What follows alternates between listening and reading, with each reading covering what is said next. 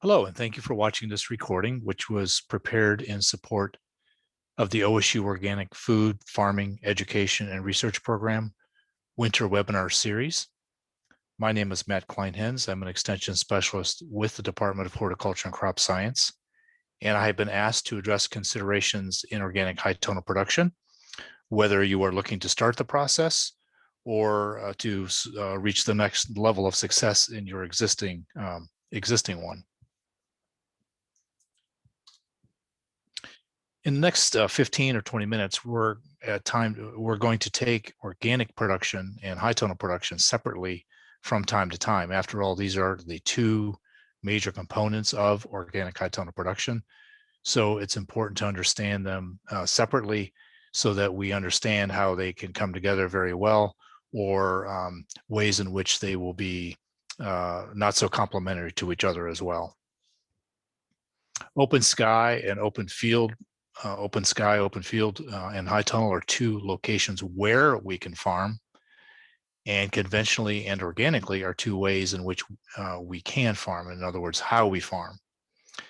The combination of these two leaves four options: open sky, open field, conventional, and organic production, along with high tonal, conventional and organic production.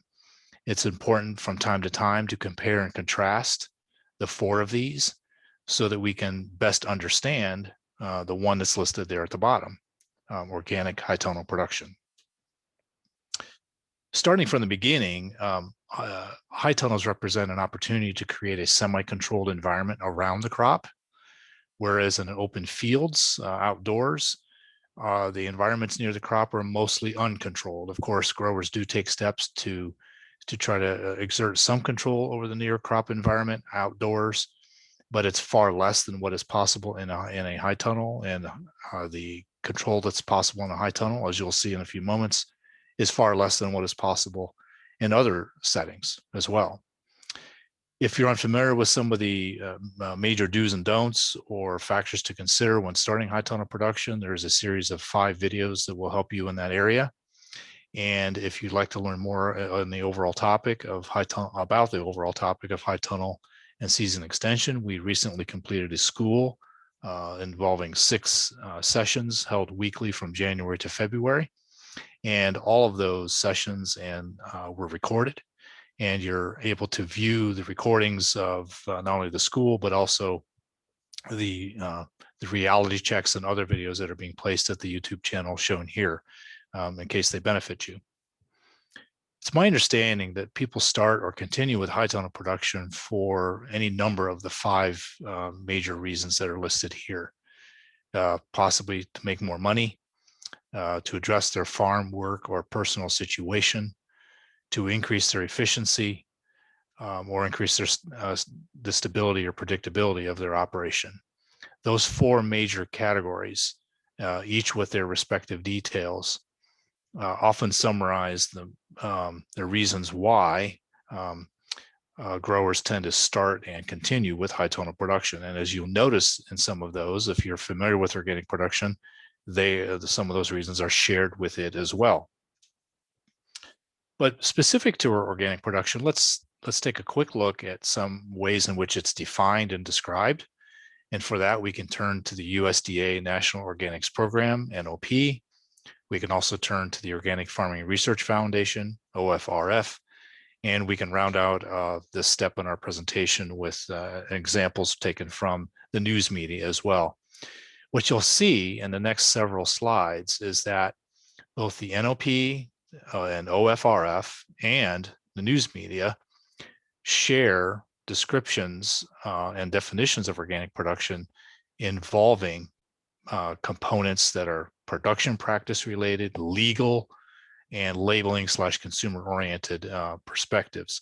You'll see examples of each of those coming forward. From the National Organics Program final rule, you'll notice that Organic Foods, the Organic Foods Production Act, an act of Congress, set forth a process by which organic production can be differentiated from all other forms of production, using the criteria and descriptions that are included in the same description. promoting ecological balance, conserving biodiversity, and so forth. The Organic Farming Research Foundation picks up where the USDA NOP somewhat leaves off and recognizes organic agriculture as a production management system that promotes and enhances biodiversity. Again, that word coming back.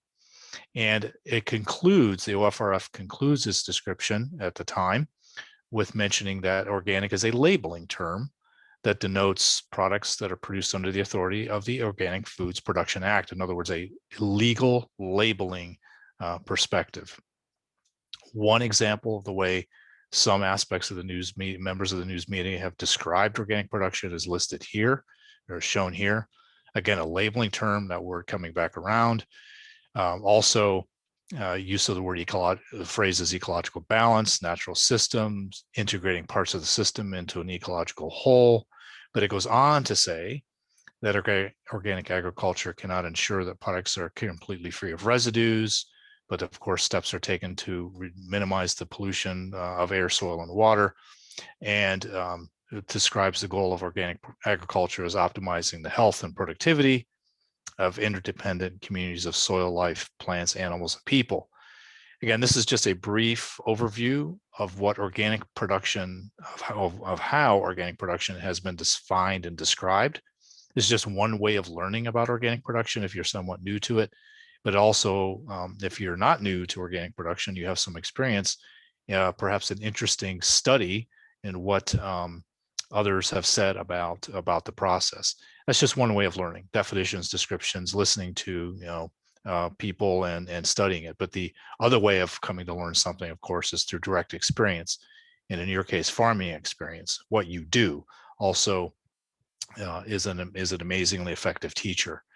From my point of view, each and every year for the last 12 or more, my team and I have been involved in all 4 forms of the agriculture that are listed here. Again, we are not farming for profit as you are, but we are often managing open sky and open field conventional and organic parcels, and we're also managing conventionally and organically managed high tunnel parcels. So each and every year we have a bit of an opportunity to compare and contrast the 4 different forms of agriculture, if you will: open sky, high tunnel, and conventional and organic within each. And in the next few minutes, I'll just try to apply that experience to some of my comments. It's been my experience that organic production, and specifically the certification process, comes down to 4 major steps. Someone, usually the certifier, must interpret the Organic Foods Production Act. After all, the USDA does not certify farms. It does certify certifiers that farmers work with in some way. It approves of those certifiers. So someone must interpret the Organic Foods Production Act. They must then set standards and processes for evaluating whether or not an operation is farming in a certifiable organic way. They will apply criteria to evaluate the farm, and then finally render a decision on whether that crop or that parcel is eligible for certification. The 4 major steps there. I'm condensing a lot, of course, but that is the summation of the experience I've had to this point on that. With high tunnel production, it's a little bit different. There is no official definition, no officially recognized description, no certification, if you will. Basically, it is defined by what it is. And in the upper left, we have open sky, open field production with very little control. In the upper right, we have the use of high tunnels, which provides some control of the environment for a period of time early in the crop development. Then in the lower right, we have a high tunnel, which can do the same, but typically the crops are started and finished in high tunnels. And then on the lower left, we have a climate control greenhouse, which provides many-fold more greater climate control around the crop. But even climate control greenhouses are not the end of that spectrum. I'm showing this picture here just as a matter of discussion. It's a plant factory, of which there are many more on around the world each year. Some would look at this and consider it to be a triumph of engineering, while others might consider it to be a misguided use of resources. Either way, it could be said that there are many pros and cons of this approach relative to soil-based field production. But the reason I'm showing it to you is just to illustrate that what farmers are really engaged in is a process in which they determine how much of their time, effort, and money will they give to controlling the living and non-living components of the environment immediately surrounding their crop. And in for the open field, open sky operations, that time, money, and effort is time, effort, and money is relatively small. Whereas in the so-called space age systems of the plant factories, of course, it is all about control so that they can maximize the productivity from every single volume, cubic foot of production space. And slotting in roughly just a few positions higher than open field production is where we tend to see standard high tunnel systems. So again, more control than open field, less control than a greenhouse, and certainly well less control than a plant factory. In fact, what most high tunnel growers come to appreciate is that their systems are driven by natural fluxes of energy, starting with the sunlight, starting with wind, starting with the air temperature and humidity, and then this simple open framed plastic covered structure that they have installed on their property in which they place their crops. Typically, that structure is put in place over soil. And it's the constant attempt to equilibrate on the part of nature, high to low temperature, high to low pressure, high to low humidity. It's that constant attempt to equilibrate on the part of nature that the farmer finds himself in the middle of, and also attempting to take full advantage of, in a sense of the amount of control that they can have over the crops, over the environments near their crops. So most experienced high tunnel growers come to recognize that their systems are driven by these natural fluxes of energy, and it is their particular challenge and opportunity to learn how to manage those fluxes to their full advantage. And so in the conventional to organic process, we often hear that described as a transition, and certainly it is. For a farmer who's experienced with conventional approaches, learning how to grow organically they're described as being in transition. They and their soils, their farms and their farms. The same can be said for somebody who has farmed all their life using open fields and maybe some low tunnels. They have to undergo a transition to learning how to farm in a high tunnel. And by comparison, that first transition from conventional to organic is much more well-known, heavily studied and supported than the second one. And therefore it bears asking, how does farming organically help a new high tunnel grower?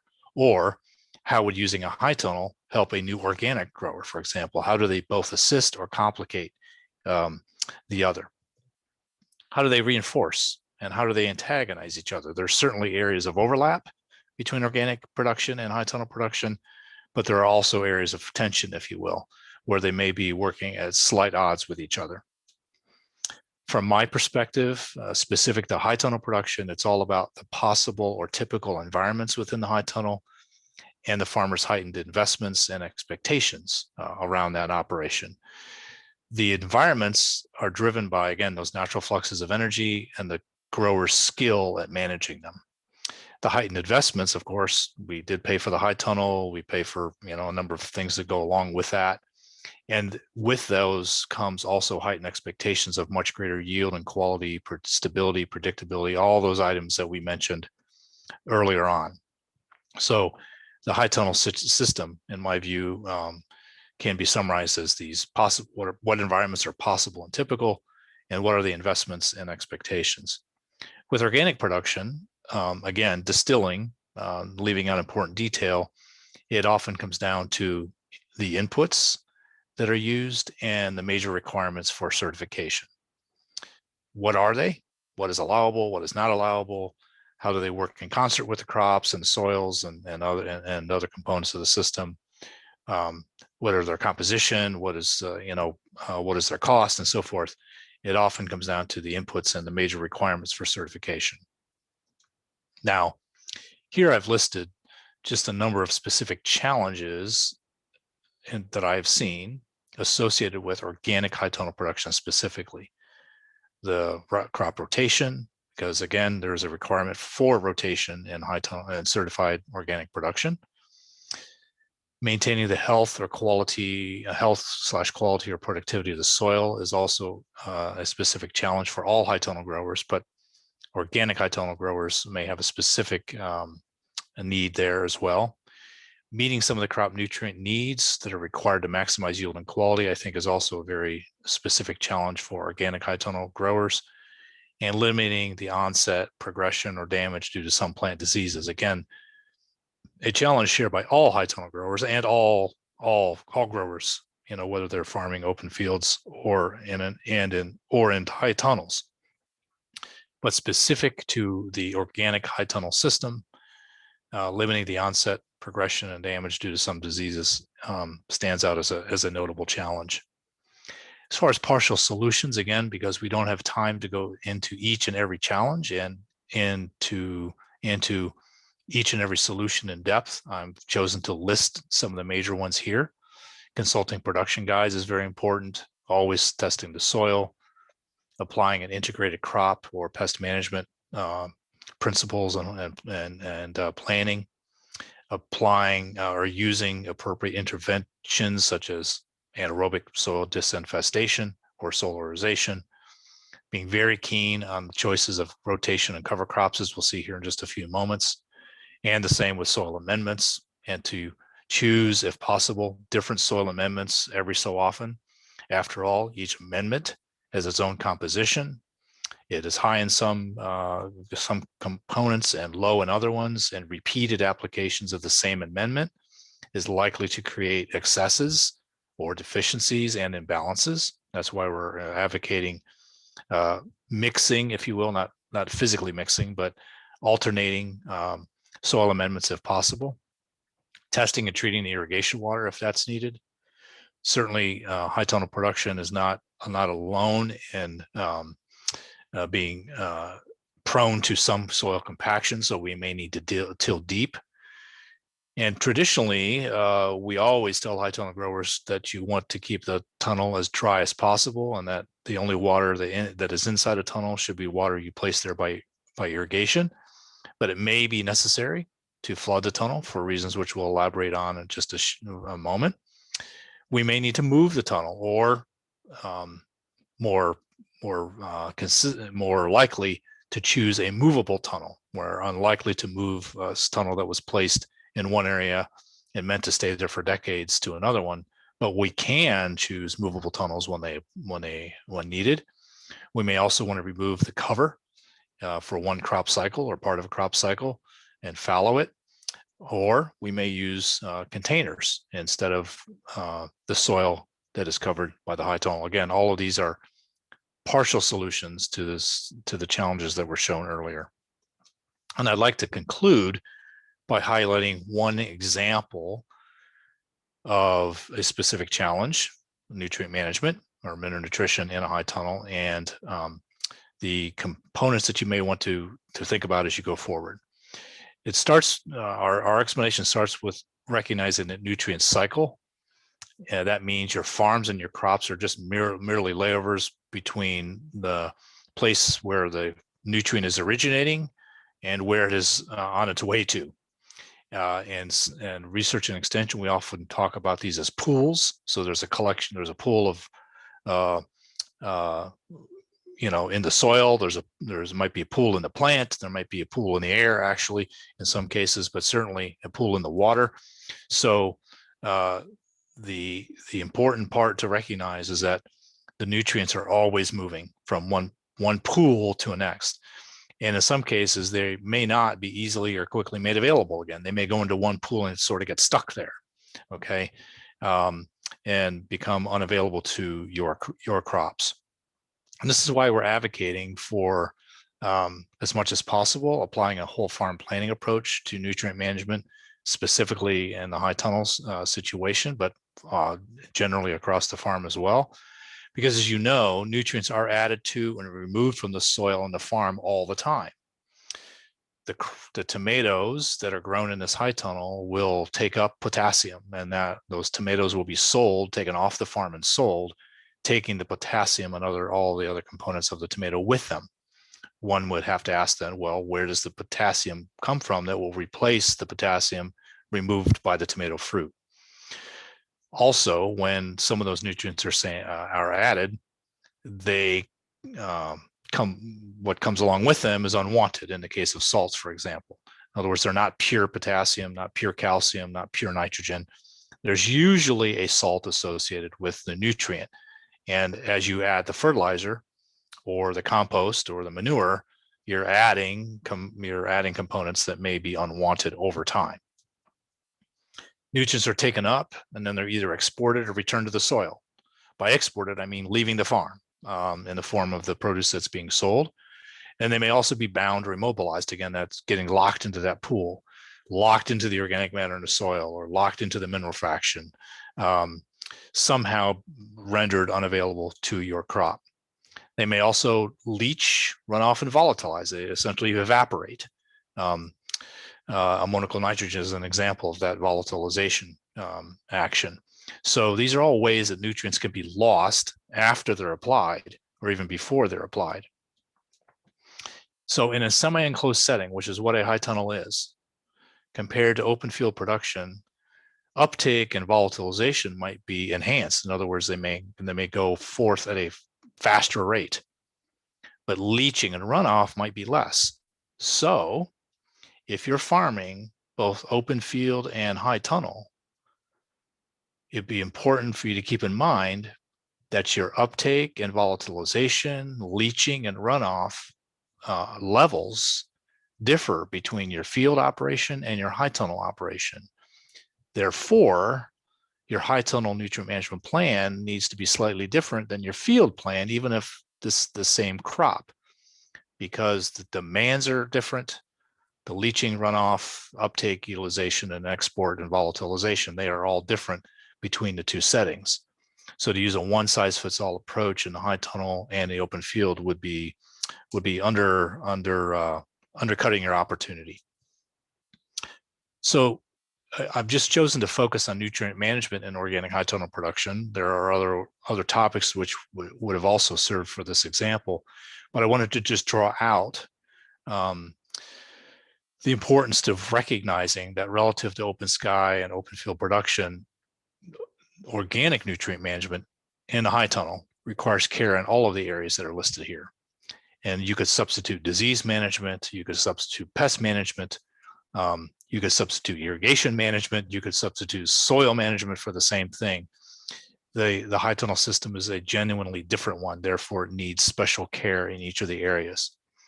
Selecting the cache and rotation crops is an example of an area needing special care because after all, both of them uptake and export different amounts and ratios of nutrients and need different amounts.